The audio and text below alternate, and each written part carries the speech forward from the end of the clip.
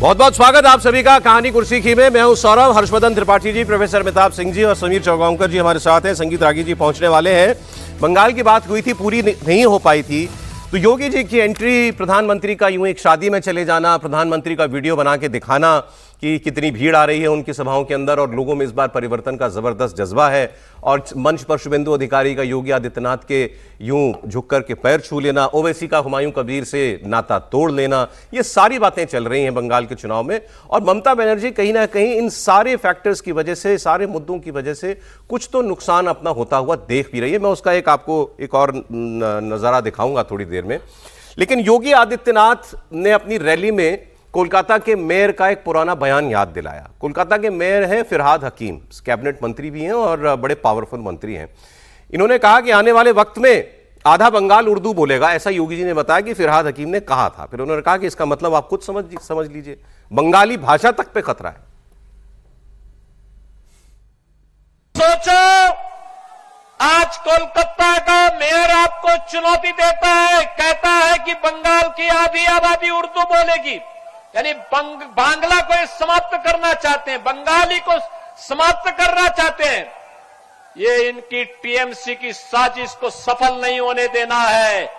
उनको बोलो, चलो कहते हैं कि यहां उर्दू बोली जाएगी, उनको बोलो उर्दू जहां बोली जाती वहां जाओ, बंगाल में बंगला ही बोली जाएगी।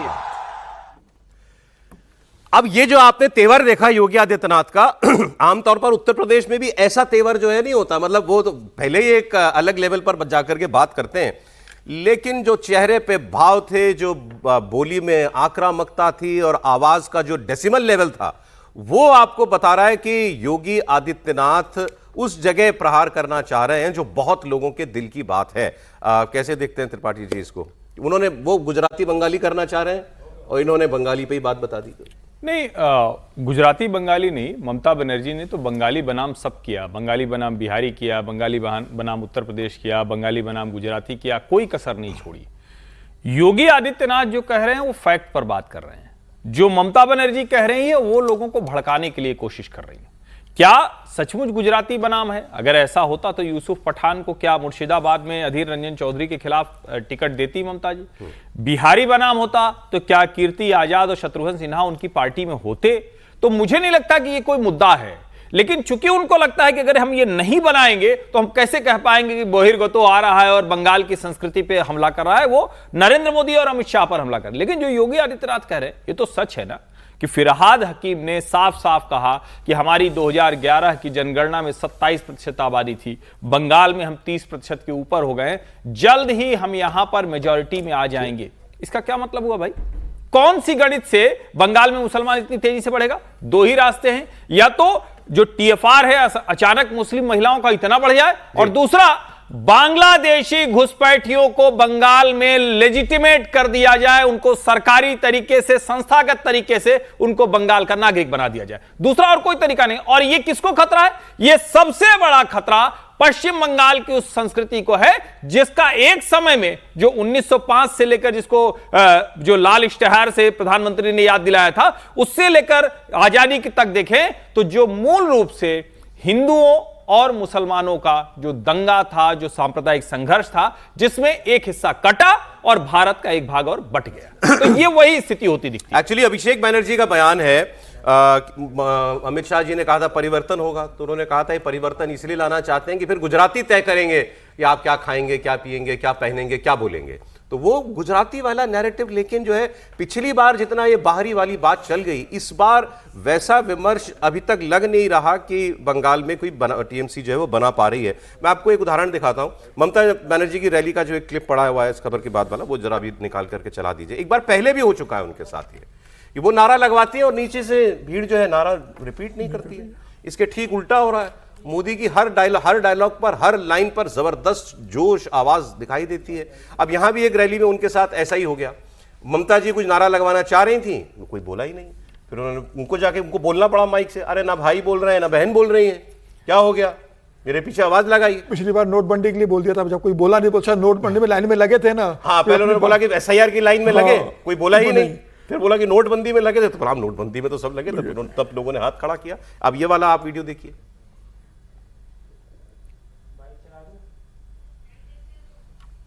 सर यही वाला।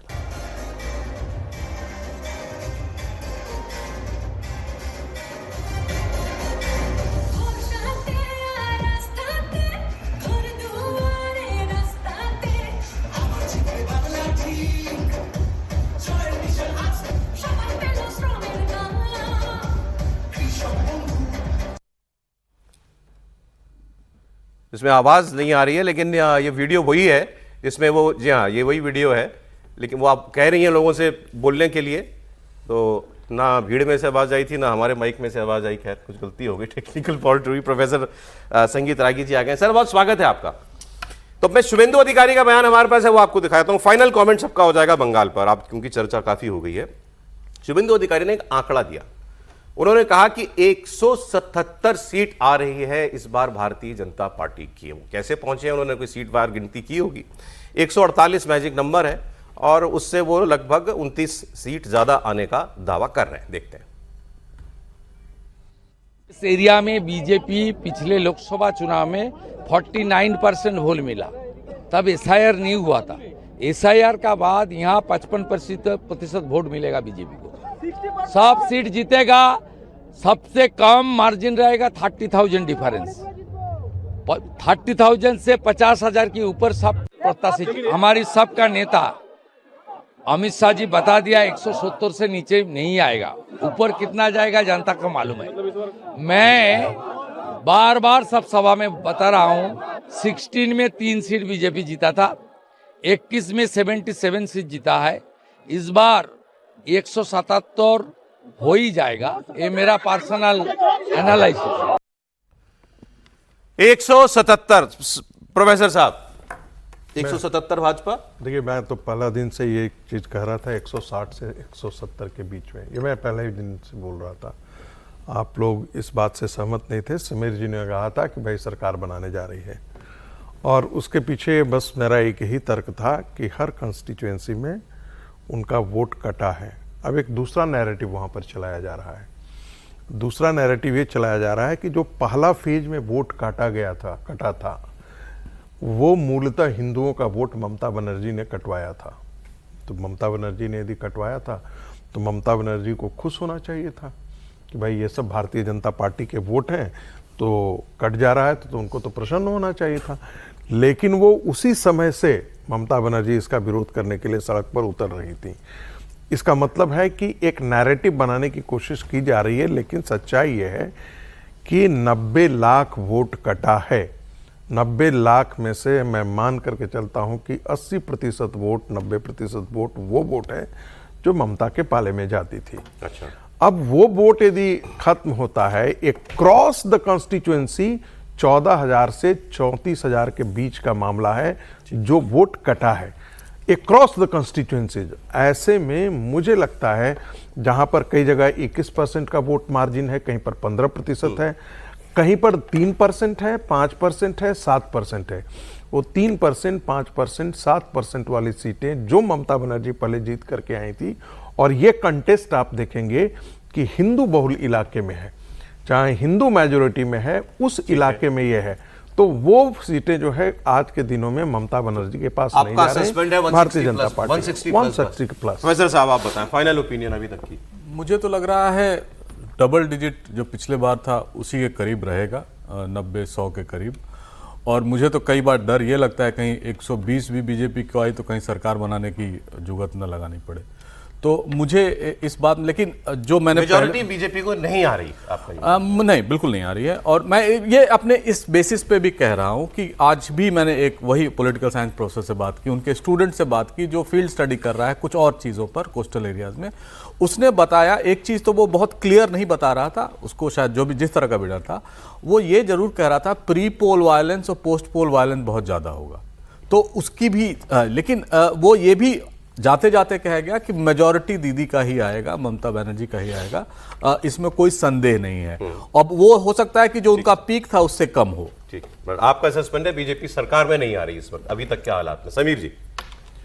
मुझे कोई कारण नजर नहीं आता कि भारतीय जनता पार्टी सरकार बनाने की स्थिति में न रहे। मुझे लगता है भारतीय जनता पार्टी पूर्ण बहुमत की सरकार बना लेगी, मतलब मेजोरिटी की टूटत मेजोरिटी नहीं होगी, लेकिन मुझे लगता है 150-152 सीटें भारतीय जनता पार्टी ले लेगी। जनता जब मतदान करने जाएगी तो वो देखेगी कि 15 साल में ममता बनर्जी ने ऐसा क्या किया है कि ममता बनर्जी को हम चौथी बार वोट देने जाए। और प्रधानमंत्री मोदी की जो अपील है, जिस तरीके से प्रधानमंत्री वहाँ जिक्र कर रहे हैं, संगठन जिस तरीके से वहाँ पे काम कर रहा है, जिस तरीके से वहाँ पे हिंदुत्व की बात हो रही है, जिस तरीके से ममता बनर्जी की घुसपैठियों की मुस्लिम तुष्टीकरण की बात हो रही है, जिस तरीके से कलकत्ता के मेयर का जिक्र किया जा रहा है कि भाई कुछ दिन रुक जाओ, हम पूरा आधा बंगाल उर्दू बोलेगा, तो क्या उसके बाद भी अगर बंगाल का वोटर ये चाहेगा कि अगले चुनाव में ऐसी स्थिति आए कि बंगाल का हर वोटर उर्दू बोलने की स्थिति में आ जाए? तो मुझे लग रहा है कि प्रधानमंत्री मोदी का जो काम है वो देखते हुए ममता बनर्जी का 15 साल के अंदर जिस तरीके से लॉ एंड ऑर्डर बुरी तरीके से फेल हुआ है, करप्शन जिस तरीके से हुआ है, कट मनी चली है, जिस तरीके से वसूली अभियान चला है, गुंडागर्दी चली है, वो सब ममता के खिलाफ जा रहा है और भारतीय जनता पार्टी इस बार पूर्ण बहुमत की सरकार बना रही है। बताइए भाई, फाइनल ओपिनियन त्रिपाठी जी आप दीजिए। 2-1 है अभी। नहीं, वैसे तो 2-1 है, लेकिन जो 1 है वो थोड़ा सा खतरनाक है।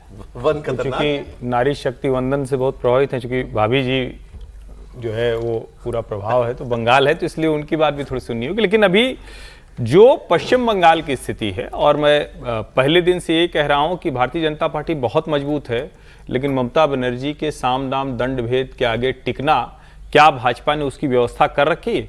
मुझे लगता है कि अब वहां पर भारतीय जनता पार्टी पहुंचती हुई दिख रही है, और मेरा यह मानना है कि भारतीय जनता पार्टी उस गोल्डन चांस के पास पहुंच गई है जहां वो अपनी सरकार, जिसको बार बार कहते हैं ना कि मैजिक नंबर क्या है 294 की असेंबली में, वो इस बार भारतीय जनता पार्टी हासिल करते दिख रही है, मेजोरिटी हासिल कर। मुझे लगता है कि वो हासिल कर। प्रोफेसर साहब, मैं वो जो आपको एक वीडियो सर आगे बिहार भी है, बहुत है, एक लाइन सिर्फ जोड़ देना चाहता हूँ। ऐसा लगता था कि सीपीएम का किला अभेद्य किला है, टूटेगा नहीं, और सीपीएम गुंडागर्दी में उस समय अपने चरम स्थिति पर थी। उसके बावजूद भी जब वोटर ने तय किया, सही बात है, बिल्कुल ठीक बात है, कोई हमेशा के लिए राज करने नहीं आया है। जाते जाते वो एक वीडियो जो मैं आपको, उसमें आवाज नहीं थी, मैं आपसे कह रहा था कि ममता बनर्जी की रैलियों में क्यों हो रहा है ऐसा कि जनता से रिस्पॉन्स नहीं आ रहा, उसका एक और उदाहरण देखिए, शुरुआत से दिखा। যতই করো হামলা ভাইয়েরা কথা বলছে না, মায়েরা কথা বলছে না, কি স্বরূপনগরের মাটি, ভোটটা দেবেন তো তৃণমূলকে। যতই করো হামলা ভাইয়েরা কথা বলছে না, মায়েরা কথা বলছে না, কি স্বরূপনগরের মাটি, ভোটটা দেবেন তো তৃণমূলকে। चीफ मिनिस्टर की रैली में सन्नाटा।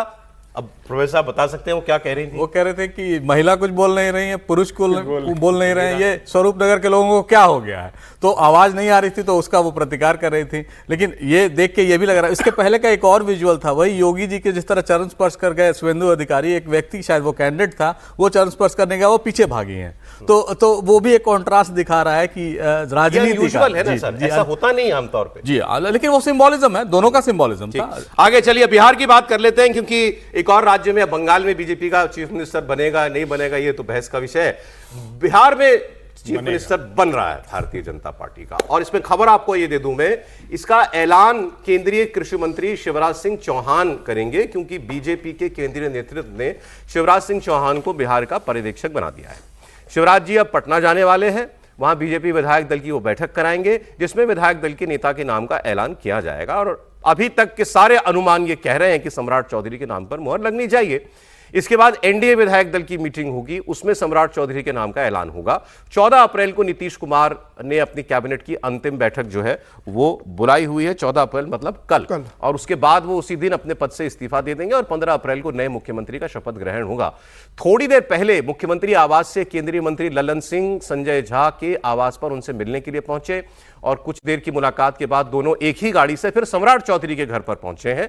माना जा रहा है कि नई सरकार का चेहरा कैसा हो, मंत्रिमंडल में कौन कौन लोग हों, इसको लेकर के संजय झा, लल्लन सिंह और सम्राट चौधरी के बीच मीटिंग वहां पर हो रही है। ये टॉप लीडर्स हैं जेडीयू और बीजेपी के बिहार के अंदर। तो अब इसमें बाकी इतना ही है कि शिवराज जी जो जाएंगे, शिवराज जी रायशुमारी करवाएंगे या फिर पर्ची से नाम पढ़ेंगे, इतनी बात है। प्रोफेसर साहब, त्रिपाठी जी बोल दें पहले, चलिए प्रोफेसर साहब। नहीं, अब मतलब बहुत दिन हो गया है, तो फिर से मैं आपकी मासूमियत पे क्या ही कहूँ। जाहिर है भाई, पर्ची ही जाएगी, इसमें कोई बट नहीं है।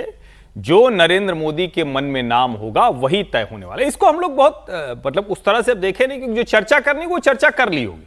लेकिन मेरा ये मानना है, और भारतीय जनता पार्टी के पास ये स्वर्णिम अवसर है, उसका एक भी दलित मुख्यमंत्री नहीं है। बिहार को एक दलित मुख्यमंत्री चाहिए, और ये उनके मतलब जितनी तरह की चीजें आप कहें उस सब के लिहाज से बहुत अनुकूल है। और अनुकूल ना भी हो तो जब आप कहते हैं कि फलाना की हिस्सेदारी, धमाका की हिस्सेदारी उसको दे दिया, तो कोई दलित मुख्यमंत्री क्यों नहीं?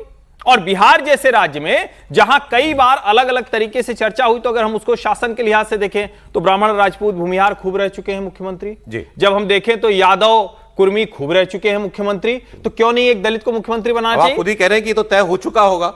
नहीं, ये तो मैं ये कह रहा हूं, तो मैं कह रहा हूं ये स्वर्णिम अवसर, मेरा मन कह रहा है कि वहां दलित मुख्यमंत्री होगा। मतलब ये कोई जानकारी नहीं है कि कोई पता है, लग क्या रहा है आपको ये बताइए। मुझे लगता है दलित मुख्यमंत्री होगा बिहार में। दलित मुझे लगता है दलित मुख्यमंत्री होगा। नहीं, नाम मेरे मन में नहीं है, क्योंकि नाम मैं सोचता नहीं। मोहन यादव जी का नाम कहां सोचे थे? मतलब मेरा कहने वाला नाम कहां सोचना। चलिए प्रोफेसर बताइए, आपके राज्य की बात है। क्या ही कहा जाए सौरभ, दो प्रकार के हैं। मैं ये बात शुरू से कहते आ रहा हूँ, और हमारे जो सबसे कोने में मित्र बैठे हैं जो टपाक से निष्कर्ष निकाल लेते हैं, क्योंकि वो उनको वो दर्द महसूस नहीं होगा जो बिहार के कारण हमें दर्द महसूस होता है। हम बिहार के उन दिनों को देखे हैं जब भारतीय जनता पार्टी के कार्यकर्ता डंडे से पीटे जाते थे। लालू राज के समय, ये मत बोलिए, डंडे से पीटे जाते थे, गोलियां खाई हैं, मारे गए हैं लोग। ऐसे में अब भारतीय जनता पार्टी के नेतृत्व को ही ये तय करना है, भाई अमित शाह जी की टोपी से कौन कबूतर निकलेगा, कौन खरगोश निकलेगा, क्या निकलेगा, मुर्गी निकलेगा, क्या निकलेगा, ना हमको पता है ना आपको पता है। और जो कयास लगाने वाले पत्रकार हैं, पहले ऑफ द ब्रीफिंग पूरी पार्टी में हुआ करती थी, ऑफ ब्रीफिंग करने वाला आज की किसी कोई रह नहीं गया है पार्टी में, क्योंकि किसी को जानकारी नहीं है। ऐसी स्थिति में कौन निकलेगा ये मुझे नहीं मालूम है।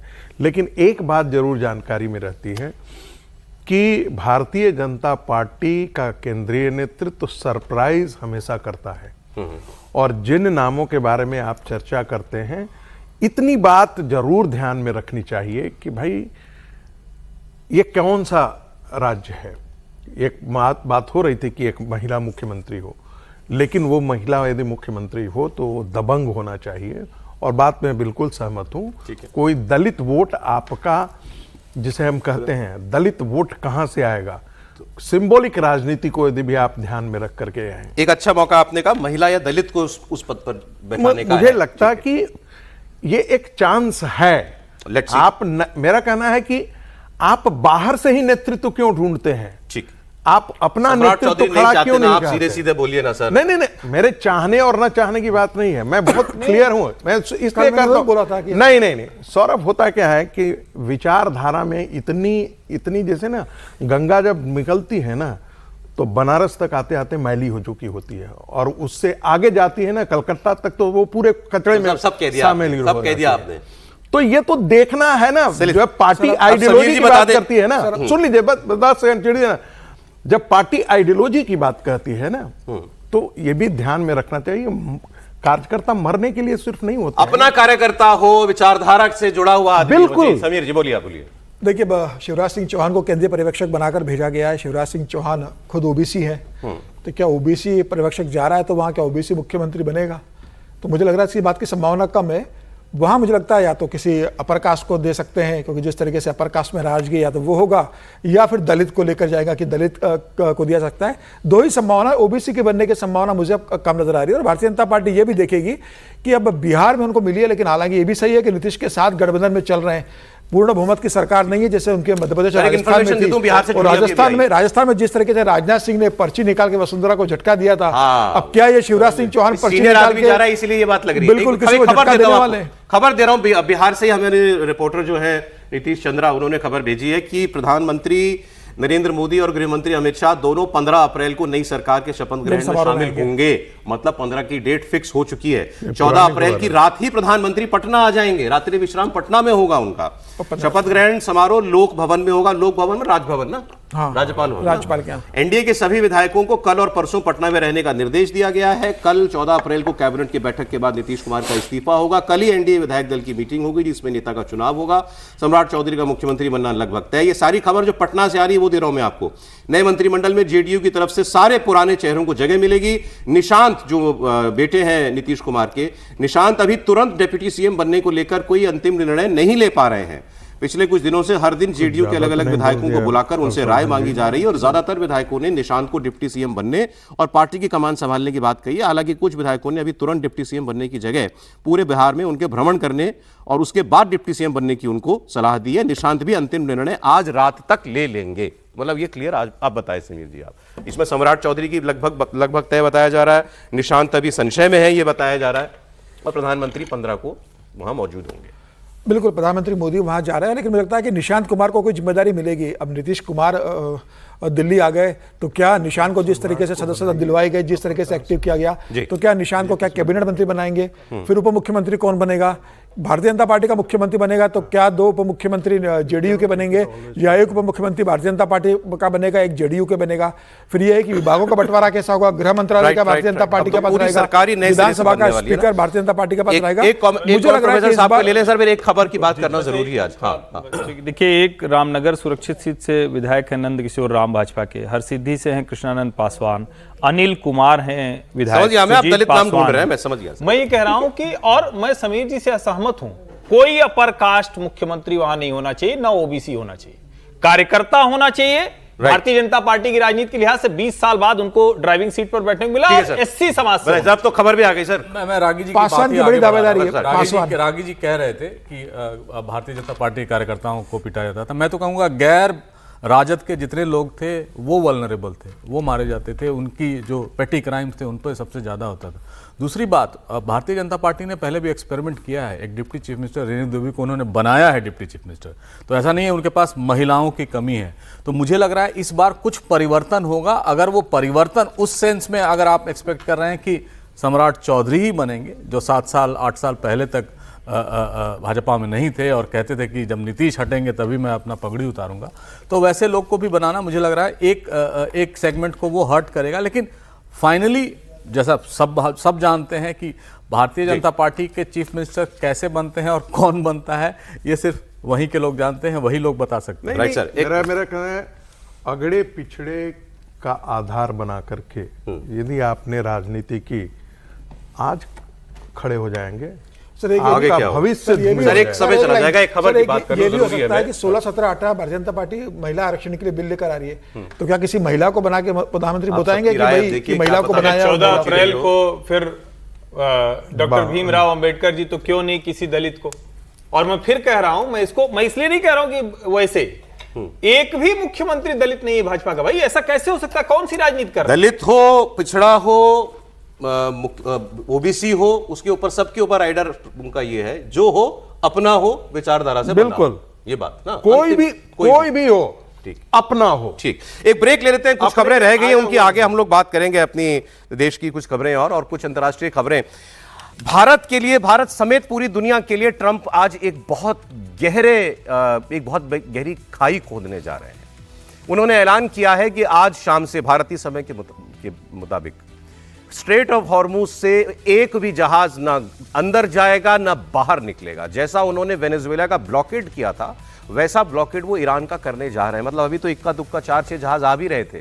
ट्रंप कह रहे हैं अब वो टोटल लॉक, मैं ईरान का और ईरान समेत पूरी दुनिया का कोई जहाज वहां से नहीं गुजरने दूंगा। और इसके पीछे मतलब क्या? हमसे तेल खरीदो। पूरी खबर एक ब्रेक के बाद।